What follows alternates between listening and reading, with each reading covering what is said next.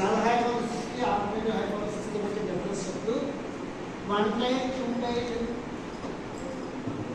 left plane right plane ఎలా ఉంటాయి అని సరే చెప్తున్నాడు. ఇక్కడ క్లియర్గా డయాగ్రామ్ లేదు. సో మీరు గమనించండి,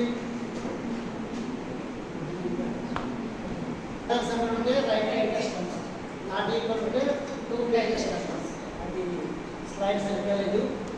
కనెక్షన్ గమనించండి. లెఫ్ట్ హ్యాండ్ టెస్ట్ అంటే ఎలా ఉందన్నమాట, మనం మొత్తం టెస్ట్ ఆఫ్ హైపోథసిస్ని మనం నార్మల్ కర్వ్లో డిఫైన్ చేస్తాం. అంటే నార్మల్ డిస్ట్రిబ్యూషన్తోనే మనం కంప్లీట్ ప్రొపోజల్ చేసుకుంటాం. సో నార్మల్ డిస్ట్రిబ్యూషన్ ఎలా ఉంటుంది, బెల్ షేప్ కర్వ్ కింద ఉంటుంది. సో ఈ bell shape curve left side region మనం కన్సిడర్ చేసుకుంటాం.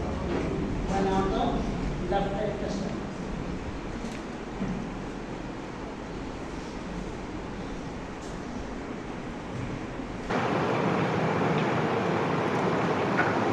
ఎవరు చదువుతారమ్మా దీన్ని? సిఆర్ ఎవరు చదువుమా? Very good. దా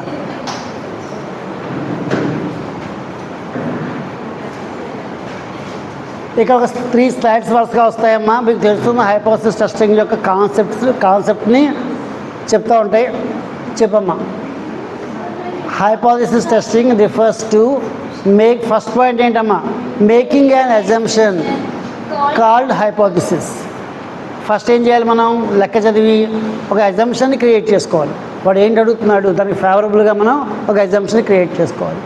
స్టెప్ 2, కలెక్టింగ్ శాంపిల్ డేటా. మనకేంటి ఇచ్చిన క్వశ్చన్లో డేటా ఏంటి ఇచ్చాడు, మీన్ ఇచ్చాడా, ప్రాబిలిటీ ఇచ్చాడా, స్టాండర్డ్ డీవియేషన్ ఇచ్చాడా, శాంపిల్ సైజ్ ఇచ్చాడా, ఆ డేటా అంతా ఏం చేయాలి, కలెక్ట్ చేసి రాసుకోవాలి చోట. నెక్స్ట్ శాంపిల్ స్టాటిస్టిక్ అంటే అర్థం ఏంటంటే ఫార్ములా అనుకోవచ్చమ్మా మనం. సో ఫార్ములాని మనం స్టాటిస్టిక్ అనేటువంటి వర్డ్తో రిప్రజెంట్ చేసుకుంటాం మనం. సో అప్రాప్రియేట్ ఫార్ములా ఏంటి, అది ఎలా వస్తుంది, గివెన్ డేటాలో ఏంటైతే ఇన్వాల్వ్ అయ్యి ఉన్నాయో వాటికి అసోసియేటెడ్గా ఉండేటువంటి ఫార్ములాని మనం తీసుకుంటాం. అది 3. 4 ఏంటి,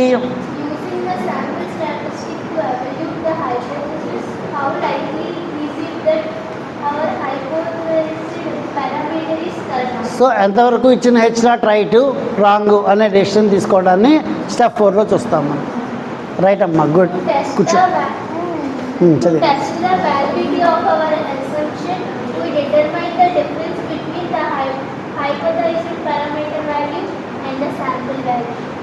నైస్ అమ్మా, కూర్చో. సో చూడండి అమ్మా, మనం ఏం చేస్తాము, శాంపిల్ ద్వారా వచ్చేటువంటి విలువకి వాడు హైపోథసిస్ చెప్పిన దానికి మధ్య డిఫరెన్స్ని మనం అర్థం చేసుకుంటాం. ఇప్పుడు నేను ఏం చెప్తాను, 95% స్పెసిఫికేషన్ తోటి సప్లై చేస్తాను అని చెప్తాను నేను. అదే హైపోథసిస్. సో దానికి 200 సప్లై చేశాను మీకు, అందులో 20 ఐటమ్స్ బాగాలేవు.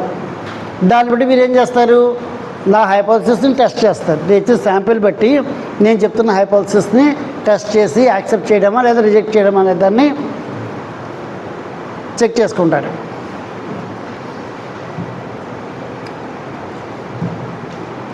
నెక్స్ట్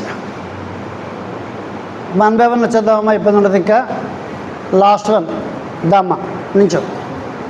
స్లైడ్ ఏముంది చూడు ఒకసారి, ప్లీజ్ స్టాండ్ అప్. చూడు ఏంటి slide, formulate the hypothesis, that is the step 1. So step 1 మనం ఏం చేయాలి, నల్ హైపోథసిస్ అనే దాన్ని ఫార్ములేట్ చేయాలి.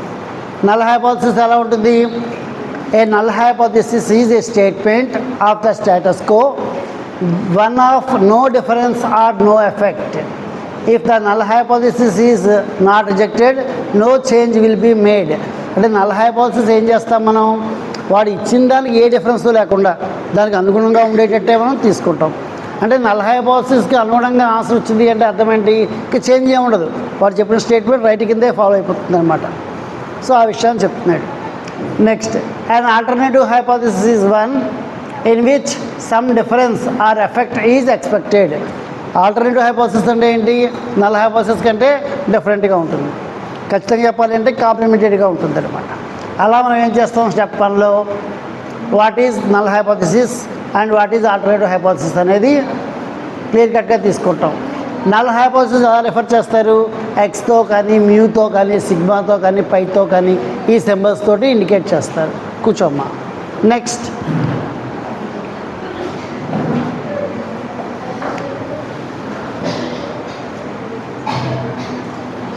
చెప్పమ్మా, మళ్ళా ప్రాసెస్ చెప్తున్నాడు.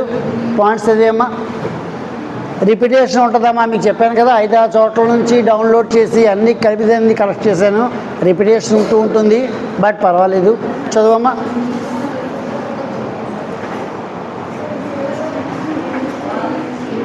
The hypothesis test itself has an established process. This can be summarized as follows.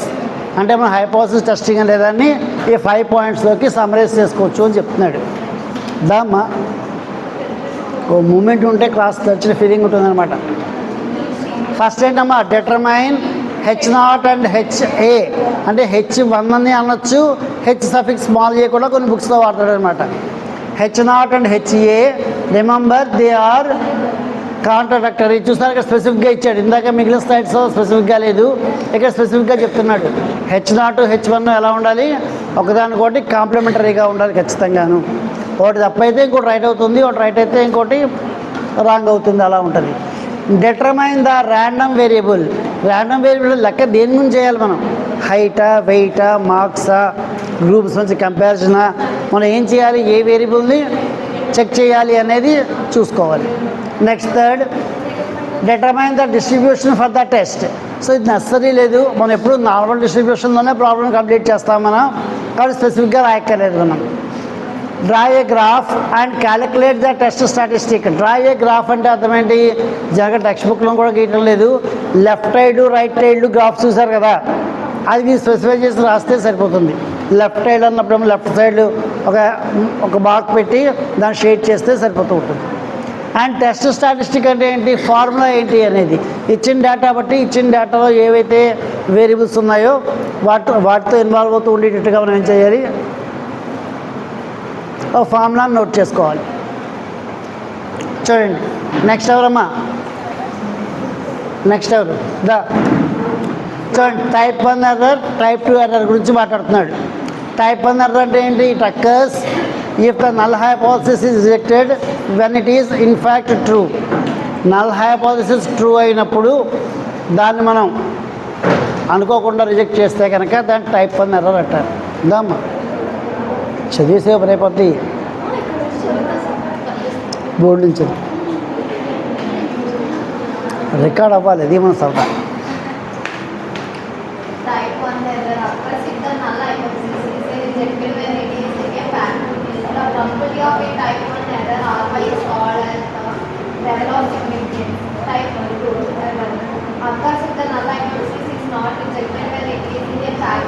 So ఏంటి, నల్ హైపోథసిస్ రాంగ్ అయినప్పటికీ దాన్ని మనం రిజెక్ట్ చేయకపోతే దాన్ని టైప్ 2 ఎర్రర్ అంటాం.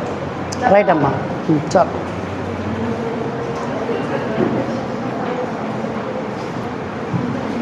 చూడమ్మా, ఈ టేబుల్ బాగా ఎక్స్ప్లెయిన్ చేస్తుంది, జాగ్రత్తగా అర్థం చేసుకోండి. యాక్చువల్ ట్రూత్ ఆఫ్ H0, ఇది డెసిషన్. చూడండి, H0 అనేది true, do not reject H0. H0 true అయినప్పుడు దాన్ని రిజెక్ట్ చేయటం లేదు అంటే అది ఏమవుతుంది, కరెక్ట్ డెసిషన్ అవుతుంది కదా, అర్థమవుతుందా? H0 ట్రూ అయినప్పుడు we're do not rejecting the H0, అది కరెక్ట్ డెసిషన్ అవుతుంది. నెక్స్ట్, H0 ట్రూ అయితే H0 రిజెక్ట్ చేస్తున్నాం. H0 ట్రూ అయినప్పుడు H0 రిజెక్ట్ చేస్తే అవుతుంది, అది టైప్ 1 ఎర్రర్ అవుతుంది. And then H0 false, but we do not rejecting H0. H0 మనం రిజెక్ట్ చేయటం లేదు, బట్ H0 ఏంటి, ఫాల్స్, దాన్ని ఏమంటాం, టైప్ 2 ఎర్రర్ అంటాం. H0 ఫాల్స్, H0 రిజెక్ట్ చేస్తున్నాం మనం, so it is a correct decision. So మనకి 4 కాంబినేషన్స్ ఉంటాయన్నమాట. H0 రైట్ అయితే దాన్ని యాక్సెప్ట్ చేయడం లేదా రిజెక్ట్ చేయడం, అలాగే H0 ఫాల్స్ అయితే దాన్ని యాక్సెప్ట్ చేయడం లేదా రిజెక్ట్ చేయడం. H0 రైట్ అయినప్పుడు దాన్ని యాక్సెప్ట్ చేయడం అనేది రైటే, H0 ఫాల్స్ అయినప్పుడు దాన్ని రిజెక్ట్ చేయడం కూడా రైటే. ఆ 2 డెసిషన్స్ రైటే. ఇంకా రాంగ్ డెసిషన్స్ ఏముంటాయి, ఎర్రర్స్ ఏముంటాయి. H0 రైట్ అయినప్పుడు దాన్ని రిజెక్ట్ చేస్తే టైప్ 1 ఎర్రర్ అంటున్నాము. ఏమంతేనా, H0 రాంగ్ అయితే దాన్ని యాక్సెప్ట్ చేయడాన్ని టైప్ 2 ఎర్రర్ అంటున్నాము. అర్థమవుతుందా? ఈ థియరీ క్వశ్చన్ 2 మార్క్స్తో వస్తుంది.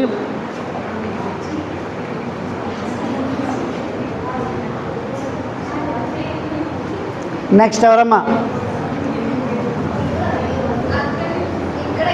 ఇందా చూడండి, power of a test online బిట్లో వస్తుంది. The power of a test is the probability of rejecting the. చూడండి అమ్మా, ఇది ఒక ఫ్లో చార్ట్ కింద వేశాడు, అర్థం చేసుకోవడానికి బాగుంటుంది. దామ్మా ఇప్పుడు ఎవరు నువ్వేనా? అయిపోయిందా? నెక్స్ట్ దామ్మా ఫ్లో చార్ట్ని చెప్పడానికి ట్రై చేయి, దాన్ని ఎక్స్ప్లెయిన్ చేయడానికి ట్రై చేయి. Formulate H0 and H1, select appropriate test, choose develop efficient, calculate test statistics, DS count. చివరికి వచ్చే చివరి రెండుకి వచ్చి reject or to not reject H dot Draw marketing research content. Conclusion తీసుకురావాలి. సో చార్ట్ కింద గమనించినామా, ఫస్ట్ స్టెప్ ఏంటి? H0 and H1 అని ఫార్ములేట్ చేసుకోవడం. సెకండ్ స్టెప్ ఏంటి? అప్రోప్రియేట్ టెస్ట్ ఏంటి అనేది తీసుకుని టెస్ట్ ఫార్ములాని చెక్ చేయటం. థర్డ్ ఏంటి? Test statistic, level of significance 1%, 5% వాడు ఇస్తారు మనకి అక్కడ. సో టెస్ట్ స్టాటిస్టిక్ తీసుకుని చివరిగా వస్తుంది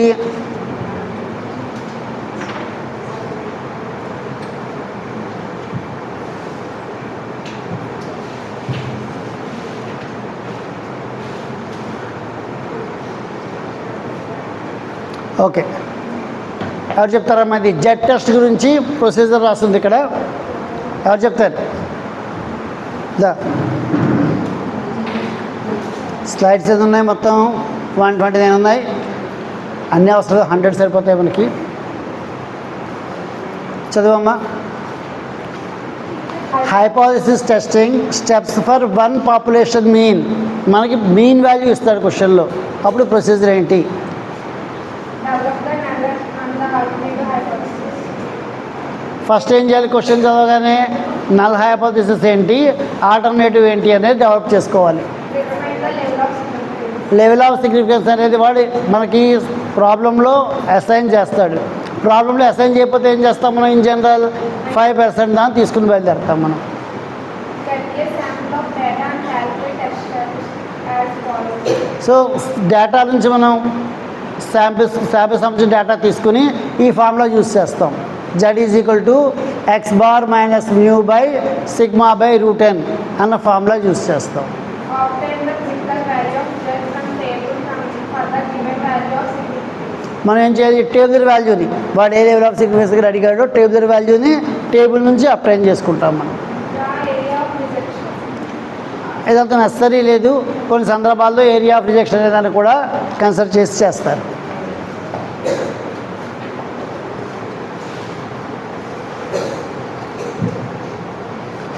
సో చూడండి, టీ టెస్ట్ సంబంధించి టీ టెస్ట్కి జెడ్ టెస్ట్కి ఫార్ములా ఒకటే, టేబుల్ మారుతుంది, ఆ టేబుల్ బట్టి కంక్లూజన్ మారుతుంది. సో మిగిలిన ప్రాసెస్ అంతా ఒకేలా ఉంటుంది, ఫాలో కండి.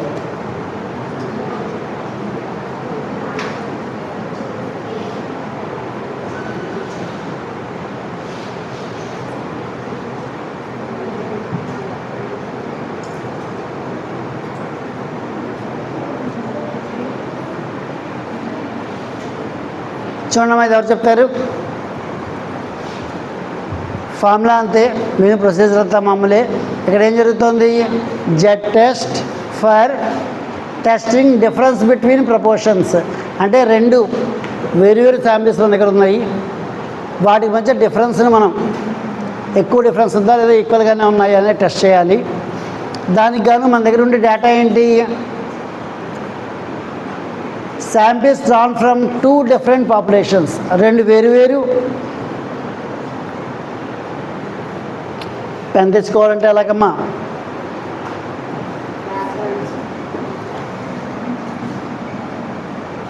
మనం ఏం టెస్ట్ చేయాలి? Whether the difference between the proportions of success is significant. వాటి మధ్య డిఫరెన్స్ అనేది సిగ్నిఫికెంట్గా ఉందా లేదా అనేది కనుక్కోవాలి. ఫార్ములా ఏం తీసుకుంటున్నాం? P1 అంటే ఏంటమ్మా? ఫస్ట్ ప్రపోర్షన్ యొక్క ప్రాబిలిటీ, ఫస్ట్ శాంపిల్ యొక్క ప్రాబిలిటీ. P2 అంటే ఏంటి? రెండో శాంపిల్ యొక్క ప్రాబిలిటీ. ఇప్పుడు Q1 అంటే ఎలా వస్తుందమ్మా? Q1 ఎలా వస్తుంది? 1 - P1 అంతేనా? P1 మనకు తెలుస్తున్నప్పుడు ప్రాబిలిటీ, ఫస్ట్ శాంపిల్ ప్రాబిలిటీ తెలుస్తున్నప్పుడు రెస్పెక్ట్ Q1 ఎలా వస్తుంది? 1 - P1. Q2 అనేది ఎలా వస్తుంది? 1 - P2. N1 అంటే ఏంటి? ఫస్ట్ శాంపిల్ యొక్క సైజు. N2 అంటే ఏంటి? రెండో శాంపిల్ యొక్క సైజు. సో మన దగ్గర N1, N2, P1, P2, Q1, Q2 అని 6 వాల్యూస్ కూడా ప్రాబ్లంలో వస్తాయి మనకి.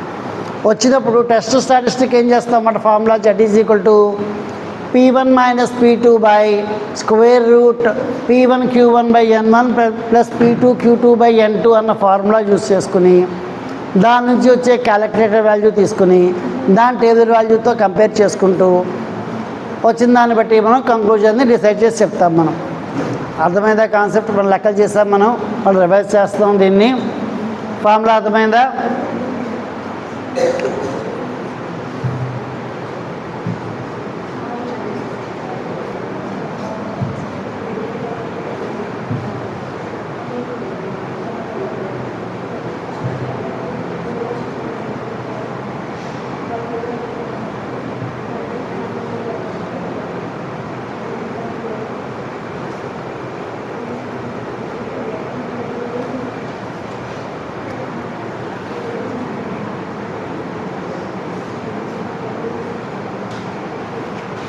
పోదండి.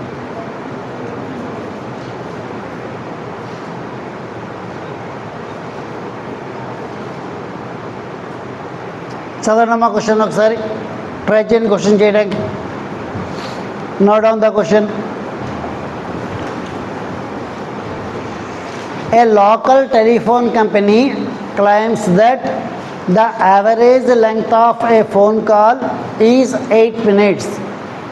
ఓ టెలిఫోన్ కంపెనీ ఏం చేసిందంటే, వాళ్ళ కంపెనీ యూజ్ చేసేవాళ్ళు ఎవరైనా సరే ఆన్ యావరేజ్ 8 minutes మాట్లాడతారు అని చెప్పి ఆ పాపులేషన్ సంబంధించినటువంటి ఒక డేటాను ఇచ్చిందనమాట మనకి. In a random sample of 18 phone calls, అంటే N18, sample mean was 7.8. Sample mean అంటే ఏంటి? X bar equal to 7.8 minutes and standard deviation sigma equal to 0.5 minutes. Is there enough evidence to support the claim that alpha is equal to 0.05? అర్థం చేసుకోండి ఒకసారి, question note చేయండి.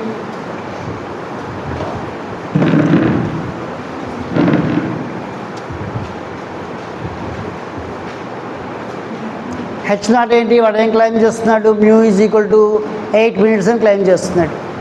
మనం alternative ఏం తీసుకుంటున్నాం? Mu naught equal to 8 అని తీసుకుంటున్నాం.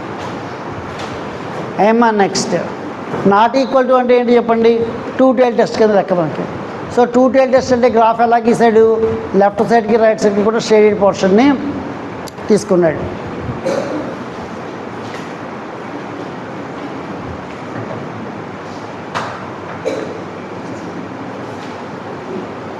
చూడండి, ఆల్ఫా ఈజ్ ఈక్వల్ టు 0.05 దగ్గర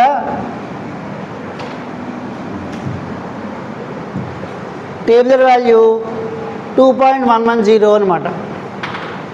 ప్లస్ ఆర్ మైనస్ కాబట్టి ఏం జరుగుతుంది? ఈ షేడ్ లేని వైట్ ఏరియా ఏదైతే ఉందో ఆ ఏరియాలో జెడ్ వాల్యూ పడినప్పుడు మనం యాక్సెప్ట్ చేస్తాం అన్నమాట దాన్ని. అర్థమవుతుందమ్మా? టేబుల్ వాల్యూ ఎంత అనమాట మనకి, దీన్ని బట్టి అర్థమవుతుంది 2.110 అని అర్థమవుతుంది. అంటే -2.110 టు +2.110 వరకు మధ్యలో ఉండే ఏరియాలో జెడ్కి ఏ వాల్యూ వచ్చినా కూడా మనం ఏం చెప్తాం? H0 యాక్సెప్ట్ చేయొచ్చు అని చెప్తాం అన్నమాట. అది దాటి ఉంటుంది రిజెక్షన్ ఏరియా అన్నమాట. అంటే షేడింగ్ ఏమి ఇచ్చాడు వాడు? రిజెక్షన్ ఏరియాకి షేడింగ్ ఇచ్చాడు అనమాట వాడు. రైట్?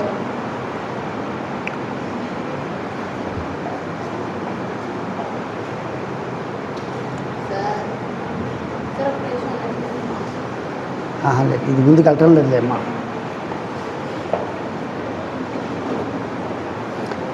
క్వశ్చన్ బట్టి క్వశ్చన్ జాగ్రత్తగా చదివి మనం ఏంటి అర్థం చేసుకోవచ్చమ్మా. మ్యూ ఈక్వల్ టు అర్థం చేసుకోవచ్చు, వాడు క్లైమ్ ఏంటి ఇస్తున్నాడు అనేది. సో నాట్ ఈక్వల్ అనేదాన్ని ఆల్టర్నేటివ్గా తీసుకున్నాం.